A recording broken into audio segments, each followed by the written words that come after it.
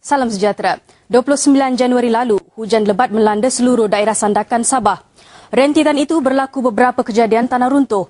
2 terkorban dan ada yang cedera. Memberi gambaran seriusnya kejadian itu. Kini 5 bulan berlalu. Namun ada penduduk di beberapa taman perumahan daerah itu masih tertanya-tanya apa status keselamatan rumah mereka. Majlis Perbandaran Sandakan pula didakwa penduduk seolah-olah berpeluk tubuh. Aduan rakyat dipanggil mendengar rintihan mereka.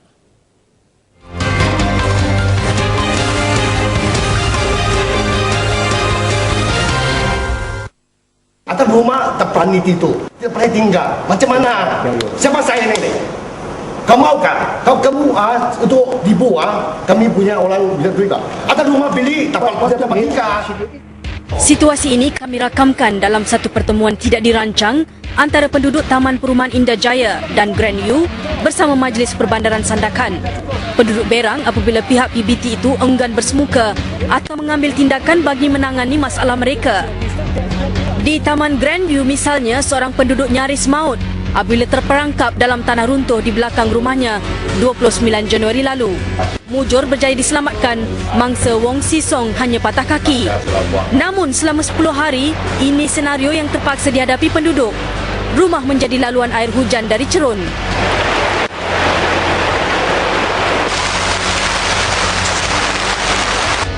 Pokok-pokok hutan yang tidak stabil masih dalam keadaan terbiar. Ada antaranya sudah condong. Malah kolam di belakang kawasan perumahan yang menjadi punca air hujan bertakung dan menyebabkan banjir masih juga terbiar. MPS ada melakukan kerja membuat teres di cerun terbabit. Namun ia seolah-olah dilakukan tanpa kajian dan sebarang perancangan. Penduduk kini lebih takut. Lebih bahaya sekarang. Tiap-tiap kali hujan kuat, wah semua takut. Jiran saya masa di belakang takut bah, shaking lah. Kami semua takut sudah bah. Bila hujan lah, syok lah, bangun terus lah. Takut lah, turun tengok ada panju ke tidak. Di Taman Indah Jaya juga ceritanya hampir sama. Tanah runtuh bukan hanya merosakkan rumah, tetapi juga sebuah taska yang mempunyai 15 murid. Kerosakan yang dialami mampu memberi gambaran impak kejadian itu. Dari atas bukit tu semua dia tanah. Bagian dinding sini habis, makan habis. Lepas tu kami tengok ke dalam semua lumpur. Pokok rumput. Lepas tu kayu-kayu, itu ranting-ranting semua penuhi. Sampai sana, itu kapak sana semua. Kami sangat bersyukur masa itu kan tak ada budak. Sebab dia berlaku pada awal pagi. Kasih tahu itu MPS pun tak ada juga guna apa-apa. Itu kaunselor sana pun tak salah tolak. Macam main itu kungfu, tai chi, tolak sini, tolak sana. Seterusnya membawa kami kepada pertemuan ini. Yang hadir timbalan Presiden MPS dan jurutera kanannya. There's no Aladdin lamp. Saya pun tidak tahu. Tapi maksud saya, tadi kamu bilang nyawa ada sana. Berapa bulu nyawa? Kamu pun tahu dia punya bahaya. Kenapa masih? Kalau mau mati pun kau dalam mana pun mati wah. Kita sedang menunggu laporan daripada JKR. Apakah measure yang kita perlu buat? Pastikan bahawa keselamatan orang-orang yang tinggal di lereng bukit ini. Berdasarkan jawapan dan alasan diberi MPS itu, saya kemudian menghubungi pihak yang dikaitkan dengan punca kelewatan tindakan bantuan yang tidak dapat disalurkan. Pengarah Jabatan Kerja Raya Sabah, Ahli Parlimen Sandakan serta Adun Ilopura. Jawapan semua pihak mendedahkan kedudukan sebenar.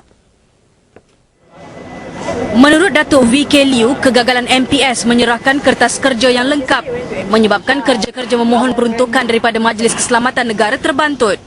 Mengenai 700,000 ringgit Malaysia yang telah pun diminta oleh pihak MPS. Saya telah pun meminta pihak MPS untuk memberikan saya butiran. Why do you need so much money? What are the breakdown? Sampai hari ini belum ada breakdown kepada saya. Manakala Ahli Dewan Undangan Negeri Elopura, Aukam Wah pula terkejut apabila mendapat tahu MPS baru ingin memohon bantuan kewangan kerajaan negeri. Satu tindakan yang sepatutnya sudah dibuat sejak awal lagi.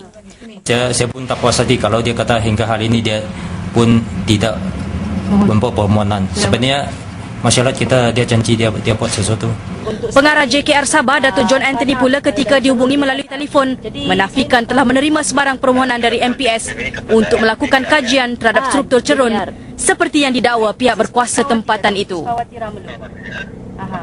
Thank you so much Datuk for your time. Sehingga hari ini, saya dimaklumkan penduduk masih belum ada sebarang tindakan diambil bagi penduduk merasa lebih selamat. Jika tuding-menuding mengenai siapa patut bertanggungjawab dan siapa patut dipersalahkan berterusan, penyelesaian tak mungkin dapat dicari. Bagi kami di Aduan Rakyat, hentikan dolak dalik tetapi berikan keutamaan kepada masalah penduduk. Aduan Rakyat berakhir di sini. Sebarang aduan berkaitan isu kemasyarakatan hantarkan ke aduanrakyat@tv3.com.my. Sekian dari saya Puspawati Ramlu, Aduan Rakyat TV3 ambil berat.